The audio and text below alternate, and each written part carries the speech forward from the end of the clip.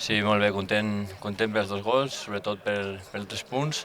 I bueno, estem en una bona dinàmica, tenim que millorar coses, però bueno, ha començat fa poc i seguir.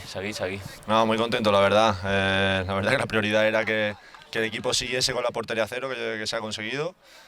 Con una segunda parte complicada, creo, porque ellos, aunque vayan ahí en la cola de la liga, han presionado bien, lo han hecho bien y bueno, contento por esos 3 puntos sobre todo. Sí, al final l'important eren els 3 punts i crec que s'han aconseguit.